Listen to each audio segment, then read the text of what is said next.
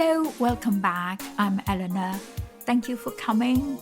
And this is my podcast between nasi goreng and fried rice.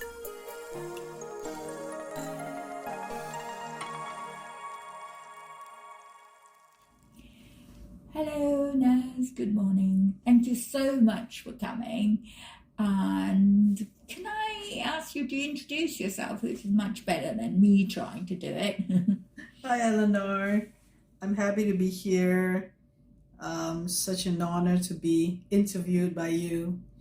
My name is, Naziaty Mohd Yaacob, and you can call me Naz. Some people call me Nazi, so in certain circles that would not be appropriate.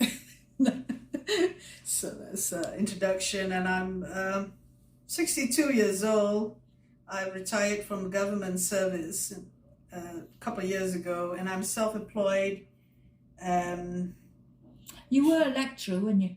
Yes, I was a lecturer, yes. I was a lecturer at the Architecture Department in the Faculty of Built Environment at University of Malaysia, Kuala Lumpur, for 25 years. I think that's amazing. And we've known each other through various things. I think mostly Facebook and stuff, maybe Instagram lately, but we've never met. So I'm so happy that we get a chance to meet this time. And I think what is important for me to talk to you is about being disabled and Malaysians, because in my podcast, I don't always talk about disability, mostly talk about being culturally a Malaysian and being out in the West. But with you, I would like to talk a little bit about being disabled and being a Malaysian. That's interesting you combine them two together. I actually embraced my disabled identity only a few years ago. Being disabled and a Malaysian, the importance of the context of being a Malaysian, culturally, location-wise, physically, growing up. There's so much, which decade do you want to start with? I'm older than you, so let's not go there. Yeah. Let's talk about the present. So, but seriously, being a Malaysian itself has its challenges, I would say. But of course, we can go into that in detail later. And because I've been in the UK, I've studied and worked in the UK in my 20s, some of my 30s, and some of my 40s. So 11 years in total. So I actually learned a lot to do things properly, really, in the UK when I was there. And also my mother said she's a British subject. The other day during the coronation, I said to my mom, wow, you've been to 3 monarchs, Queen Elizabeth's father, I think, then her, and now King Charles. So yeah, and then she really liked to look at the monarch, the what do you call it, installation, or is that the right word? Yeah. So the other day there was the Malaysian monarch. So being a Malaysian, we are subjected to this federal constitution, which was adopted from England. So I studied in the UK because it was a natural inclination for me to go to the UK in the 20s. I didn't think of any other country to study, and I was happy I got a loan that turned into a scholarship later. So I might be somewhat someone who refers to the UK a lot in my disability activism, because when I went to the UK in 2002 to 2006, when the DDA was started, the Disability Discrimination Act started, I actually chose a subject that could help me understand what the DDA, the function of it, and how it could influence rights for persons with disabilities. And yes, it really helped me when I came back to Malaysia to actually talk things with reference to the UK legislation. And anyway, as a disabled activist, from the things to do with disability, the issues, the things I was exposed to, being trained with the United Nations Economic Social Commission Asia Pacific since the 1998, I use some of these ideas in the work that I do in architecture education at the University of Malaya as well. So it's like you need to find references. In the UK, so the UK is the main reference point in a lot of my disability work, and also architecture education, because I was trained to be an architect in the UK as well when I was in 20s. I'm just thinking, because I studied not like you did. I only did I am a sort of certified advisor on access. But I studied a lot about British Standards 8300. I don't know if you ever referred to that here, but I don't even know if people in UK follow that. Because, it's still only a sort of guide. It's not legal or anything like that. And nowadays, I think that was 2019, I think it was the last time when it got changed. But now we talk more about being inclusive than just being accessible. Of course, we can say that it's similar, but being accessible isn't always mean being inclusive. And what fascinates me about Malaysia is, I know, in this country it's still quite, I wouldn't say it's still quite colonial, but we've inherited a lot of those sort of colonial stuff. I mean, look at the architecture, the old type of architecture is still very influenced by the colonial period. However, what I'm interested by Oku, and you can explain what that is, and the activism, which I really admire you guys are doing. I know you talk a lot about accessible design as being universal design, right? But in England, I think it's a lot moved on to being inclusive design. Don't ask me what exactly it means, but that's what I think we aim for. So what are your thoughts on that, if any? I mean, you don't have to I'm just fascinated. I think each culture, be it if you're British or Malaysian, they have their own way of doing things. BS 8300 as a guideline or a code of practice, and then you have the Part M building regulation under your act, your building act. Malaysia has also similar things. Those are standards. Ours is uniform building bylaw. Depending on the number, it depends on where you gazetted it, depending on the state. So UBBL 34A is an example, under the Streets and Drainage Building Act. So it is still a much more, in my opinion, powerful legislation than the Person with Disabilities Act in Malaysia.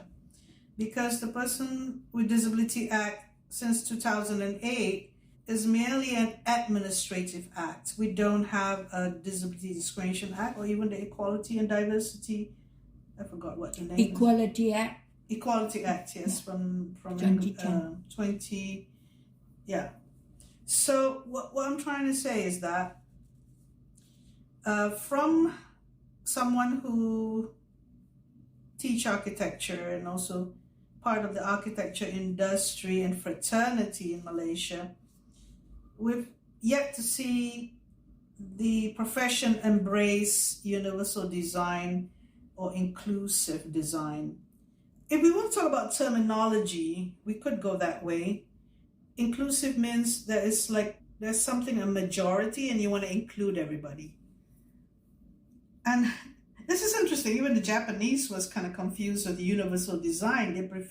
They prefer barrier-free design because they know barrier-free means there is no barriers. You're free. That is easy for them to comprehend. But when universal design was encompassing the all design, I don't know Japanese, but this was addressed before by a professor. And in Malaysia, even the use of OKU, you mentioned about OKU? Yeah. Orang kurang upaya means disabled person, actually the translation, but it's not exactly so. So there is a problem with the terminology that people want to have orang kelainan upaya, which is people with different abilities. So some of us, or many of us, most of us actually, especially those who disabled persons themselves, from the physical disabilities or sensory disabilities group, usually would like to refer to the Malay word orang kurang upaya, or disabled person, and not differently abled. But there are some who actually go for differently able because they're parents of persons with learning disabilities especially. So this is a nuanced situation in the Malaysian context because the Malay language. But generally, if we would talk to international standards, there is a reason for disabled person because it's legislated and is in international conventions such as the CRPD. So this discussion on terminology is something else to me. It's a whole new road. I know, and I apologize. And I apologize that I brought you along that road because it's probably between you and me who'd be interested in this. Yes. I'm more interested in your journey. Yes. And sort of, you've dedicated your life to that because you teach there, and I'm like, so much in awe because I don't teach that in that sort of way. I'm more interested in your journey because I know you said that you've been to the UK and you studied there, and I know you've been also to the US. Yes. Or did I make a mistake there? No, I've been to the US as well. Yes, I had the opportunity to be a kid in the US from the age of 11 to 13 in elementary and junior high school, and then I came back to Malaysia. My family stayed there for another couple of years because my father did his doctorate study at USIU in San Diego. My mother saw that I could draw when at 4 years old I was drawing her being pregnant. And then afterwards she got my brother and I draw her and my brother. And I keep on drawing and she kept on giving me papers and pens. And she was the happiest person when I decided to do architecture eventually. She was more happy than me. I wanted to be a chemist or a nuclear physicist. But I didn't have the grades. So I had enough grades for getting into architecture school in a local university and subsequently get to go to the UK and continue my studies. How I came about being an academic. My father was in Ministry of Education. So I kind of got influence to teach maybe from observing him, but also I was fascinated with my teacher demonstrating practical things, in physics laboratory or something when I was in my secondary school. But after that, when you start taking architecture, you didn't know that you're going to be an academic. You're thinking of you're going to be an architect. But later on, I made the decision to go into academia because I love both teaching and I love both design. So I'm still designing and I still do some intellectual activity with my podcast, Talk Architecture, to continue with my interest in architecture education. And I think this is like a natural pathway to evolve ourselves. I mean, like, our bones may be creakier or we have more pains and challenges in life as we go older, but there is something called mental health, which is linked to intellectual health, I think, or intellectual capabilities, which need to go on. And I wish I could sit still and write things, you know.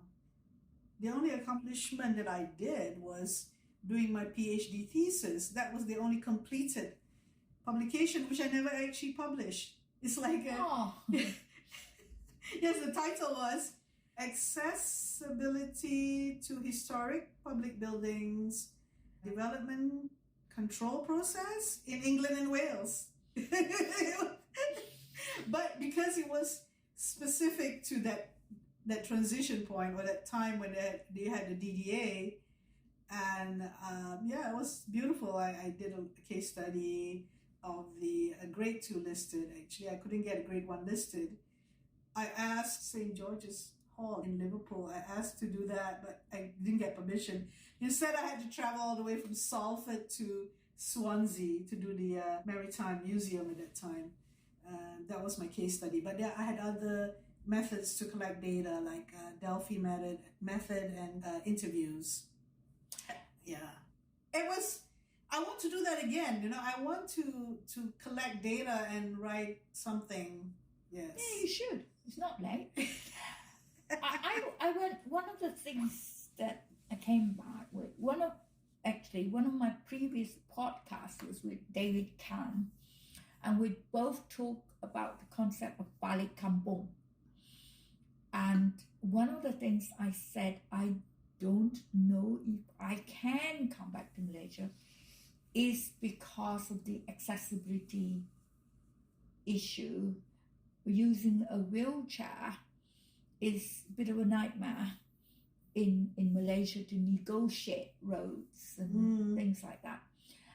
But the other thing that made me reflect about my childhood and growing up in Malaysia, because I didn't always use a wheelchair when I was at school. I had crutches, I had calipers, and I was in a very small town. Well, Teluk Intan is not so small now, but it's still, relatively small.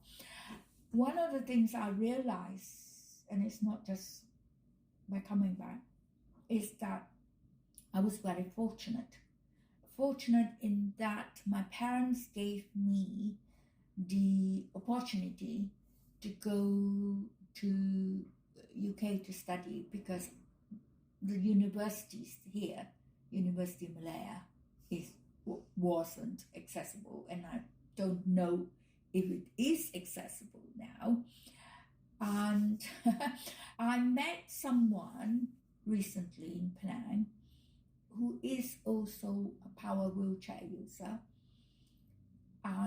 but her parents didn't give her that same support, and she ended up in a Cheshire home, and she got training there. And I thought, I had so much more advantage than she did. And what would have happened to me if I didn't, or you didn't, get that kind of opportunity? And one day I would love to come back and talk about the sort of invisible disabled people in Malaysia, because when I was growing up, I didn't know any other disabled person in my school. Did you? No. Invisible disabilities was not even something that was recognized in Malaysia. Only recently they added mental disabilities and intellectual disabilities before that as categories of disabilities under the welfare department in Malaysia.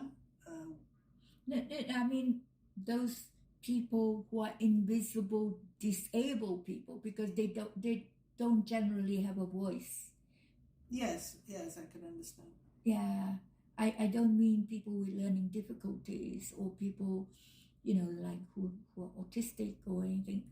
Definitely. Mental disabilities, you mean? In England, yeah. I mean, the mental health is separate. Okay. There's also people with learning difficulties. Is what you say, people with autism? Yeah, autism, or people who have cognitive disability. People who, let's say, can't follow a school system. I don't know what the term is in Malaysia, but it's like people who... Dyslexics? Yeah. The people who don't study. Some people say mental disability, but it's not the same as mental health issues. Yeah, slow learner? Yes. There was this term called educable. They won't allow people who are in Malaysia, people who are deemed as non-educable, they did not allow them in the school system, and they have to find their way later. And, it used to be slow learners would always go back to one class below, or they would have to retake exam. So it's a very exam-oriented education system in Malaysia, but now they are recognizing that it's not so, and they had the zero rejection policy in 2018 was introduced. So if you were to ask the Ministry of Education, no, they won't turn away any disabled person or children from education. So they try to accommodate them, but how they do it may not be that satisfactory. Hence, you have a lot of institutions or private schools or NGOs that would receive children who are having difficulty in the school system in Malaysia. We don't have something like what in the UK you started with SENDA. I remember the code of practice. Yeah, and inclusive education. Inclusive education. Yeah. I'm just thinking that in Malaysia, even if, forget about that, even if you're disabled, you'll be considered not redeemable. At least that's what I got when I was sort of growing up. A sort of sense of that. My mother, when she saw that I could paint, I could do art or sketch or whatever, drawings, she gave more and more of these papers so that I could be someone, because she would see me like I would have difficulties to have a normal life. I would not get married, or nobody would want me. And then she said to me in my 20s, you always can stay with me and your father forever and ever, stuff like that. She needed much more support from my father, and she did what she can to the way for me to be confident of myself, don't have a low self-esteem and stuff like that. But both my parents did not want to have more children apart from me, and they went to the doctor. Why can't we think that we just concentrate on her? But the doctor said, you need a couple of boys to, you need to produce children so that they can take care of Naziaty or Naz. And then I used to make a joke with my brother. Do you know that your existence is because of me? That's another story. So what it is that my mother, I think she's the more vocal one, the one who talks more between both parents. My dad was more of the academic and his strong silent type. So my mother would make it a bit more competitive environment for us to compete, to think about, to compete in the world. So she told me all the time, you are normal, you are not disabled. That is a common way for her to boost my confidence, having to go through life, especially primary school and secondary school. So, me and Christine Lee, Christine Lee says she never go to the toilet when she was in school, right? Yeah. So she had to keep it all in. And I have mishaps. I've had mishaps before because the toilet are the squatting type. Yeah. Yeah. So we've had our share of issues. But the interesting thing was my parents let me stay in boarding school on my own, which is like in Seremban. Yeah. And I had to cope. I had to learn from the age after San Diego. I came back. I got a delayed offer from Form 2 and Form 5 and Lower 6.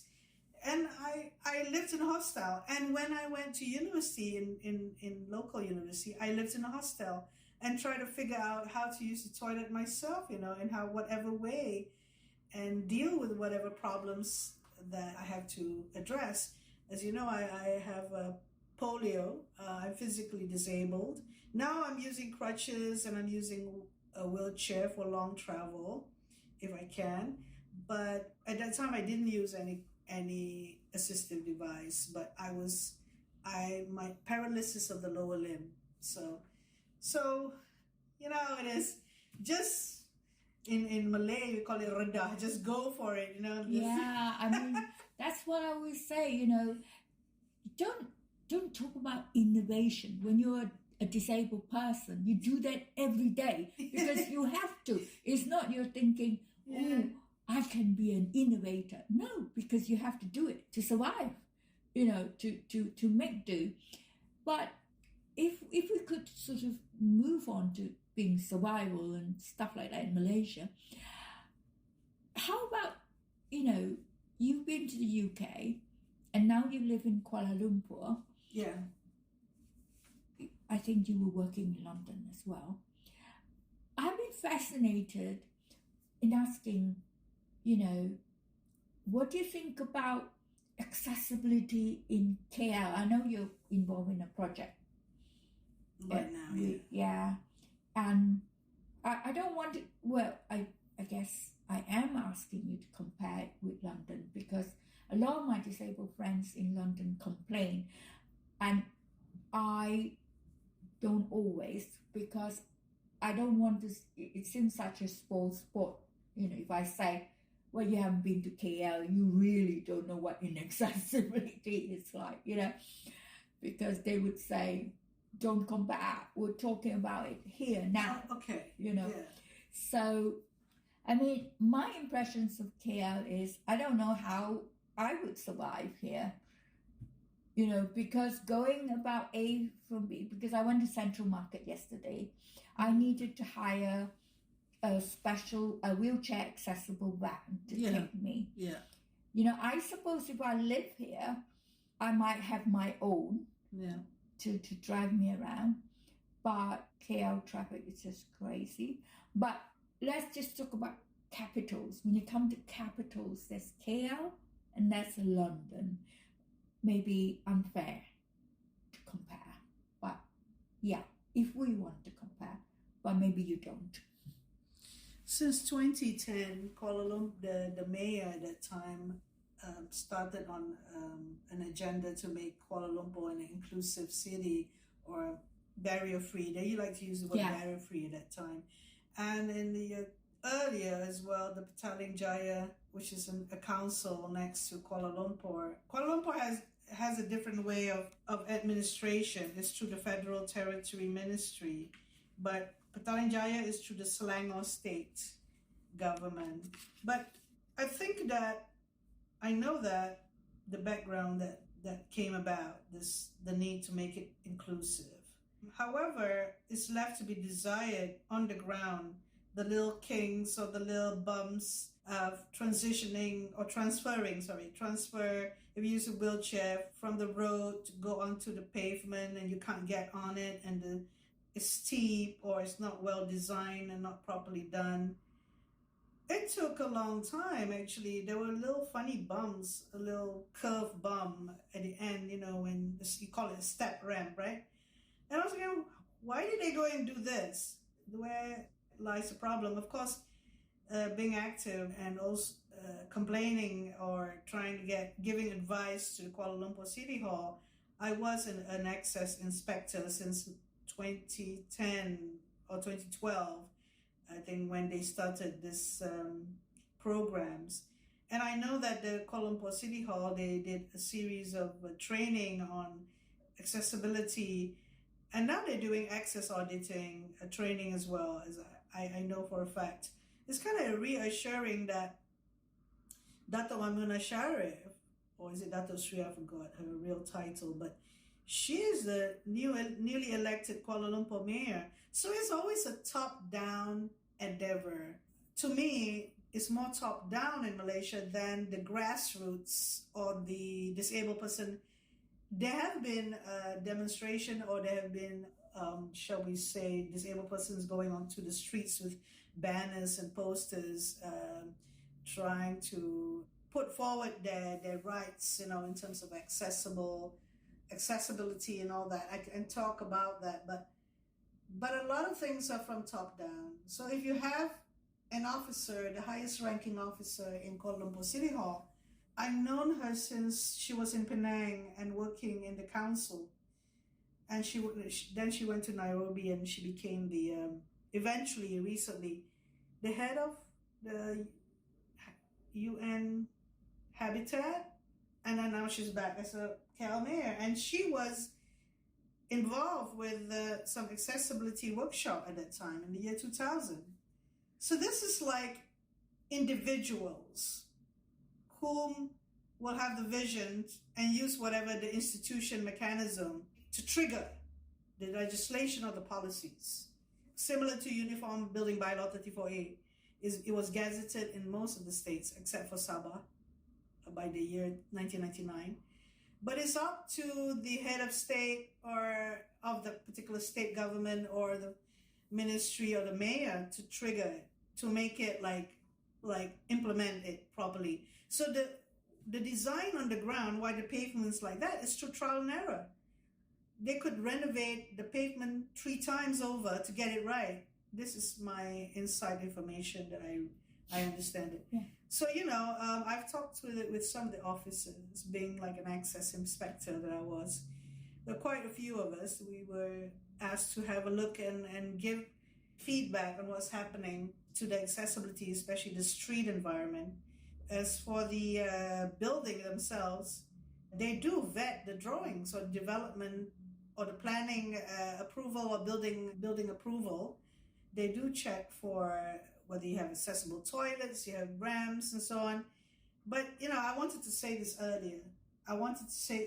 But as an architect, you can do more. If you understand the reason for the standards, the critical dimensions, the architects or the designers or the engineers for external works, if they understand why the need for gradual ramp, why 1:12 or why ratio and stuff like that, then they would do it better. So my motto is to design for the future of ourselves, because eventually everybody will be disabled. But they don't see themselves using the pavement. You see, that's also a cultural and contextual issue. In London, you can see, I've been in London, and London, I haven't used a wheelchair in London, but I think I could do it in London if I were to live there, using a wheelchair, even a manual wheelchair. I think I could probably live in London now. But in Malaysia, I can't really, at Kuala Lumpur, I can't really use a manual wheelchair. My friend Christine, she is able to buy a residential unit next to the LRT station. And she would have a power wheelchair and also a manual wheelchair. And she said as she grows older, she can't really use a manual wheelchair. So for me, I'm able to work out every day so that I can actually use my crutches. I mean, these are the effort. I don't have an alternative sometimes because I'm also caring for my mother and I need to go and do shopping myself. There's no accessible trolleys. So I need to use my crutches when I go and buy stuff for her to be a carer for my elderly mother. So you see, I'm able to do that. If I'm not able to do that, then my poor mother will only be having, a certain amount of quality of care that she could afford to have, because these are the things we affect each other. We are a community, we are a family that we have to take. We are also responsible for other people. And that makes us happy or not, satisfied with life and stuff like that. We're able to do this and that, I was saying we're more interested in your journey. My journey. Your journey. So I would say, Naz, where now? I mean, where do you see yourself? I mean, you've spoken a bit about caring for your mother. Yeah. And what do you envisage for the future? Yes. I mean, if I can bring in my own thing, because people have been asking me, and I've been asking myself, do I fancy coming back to Malaysia and going into a residential home because, it's still balik kampung kind of idea. But what do you envisage for yourself? You know how it is with us. Our bodies, we're challenged earlier than so-called able-bodied people, right? Non-disabled persons. So what had happened to me in 2017, I was living in a walk-up flat. It was a nice kind of environment. It's 5 stories, walk-up flats. And there were 7 steps to go down from the car park. It's kind of convenient from the car park. The car park is not accessible car park. And go a few steps down, a few steps up. And then I bought this unit, this condominium unit. And then I got into stage 4 osteoarthritis and I had a hip surgery.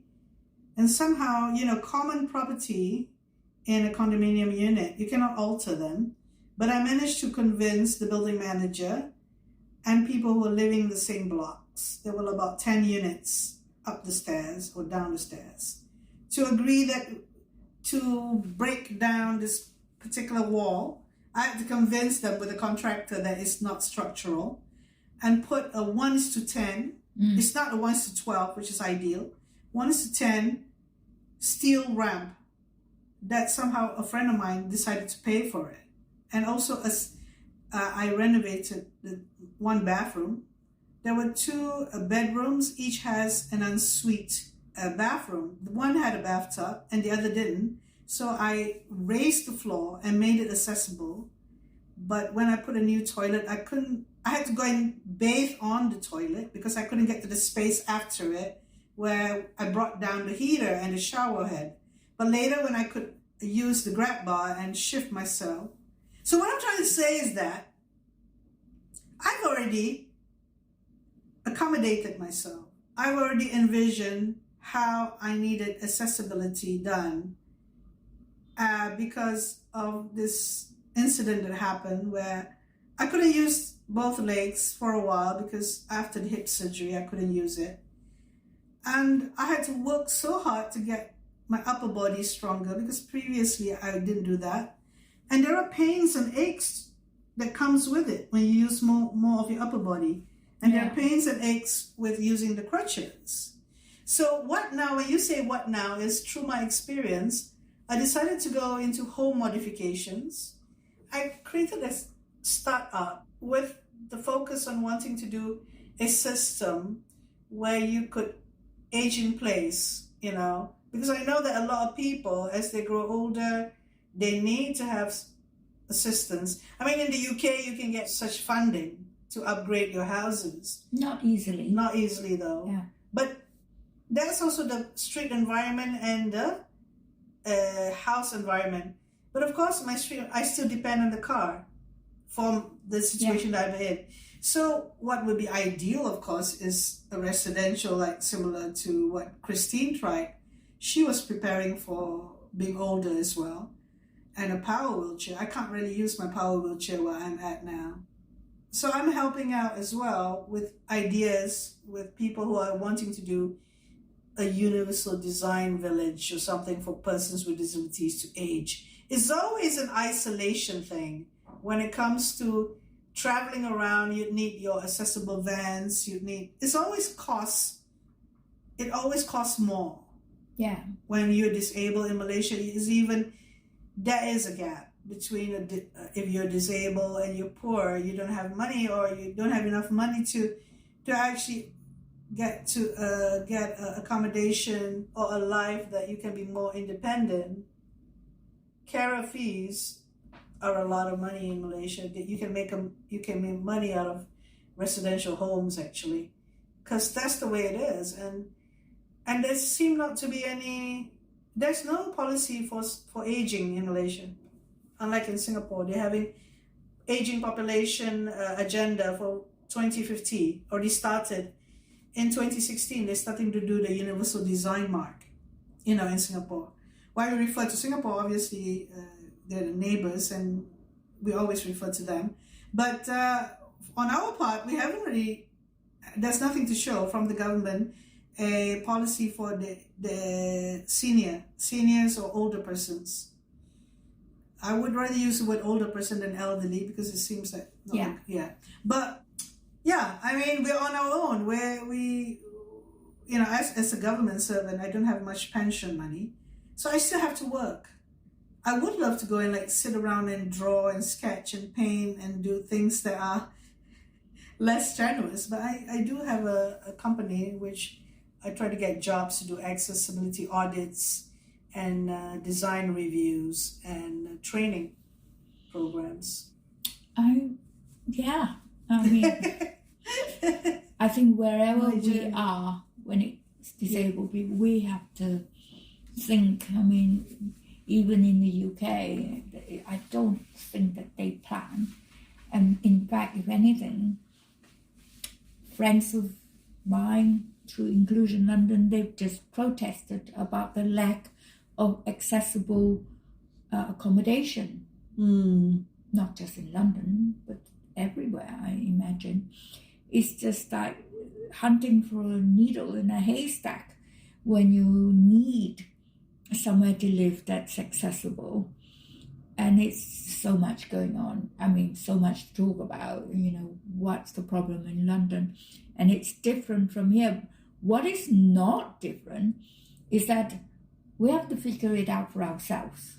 I don't think that the government or, the mayor of London actually looks at what happens to disabled people when they grow older. I'm not sure they even thought about what happens to non-disabled people when they get older. I mean, I was in hospital not so long ago, and there were so many people with dementia around me.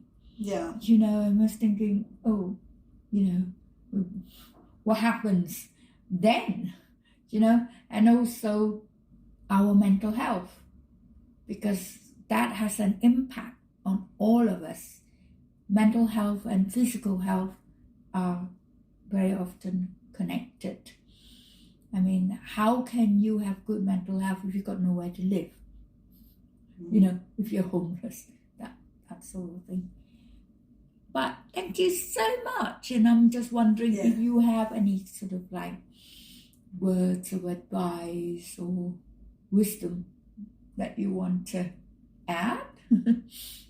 It's interesting that it's so apt that you mentioned about mental health at the end there. Mental health is the most important health that needed to be sorted, and it's so unpredictable what happens as you grow older.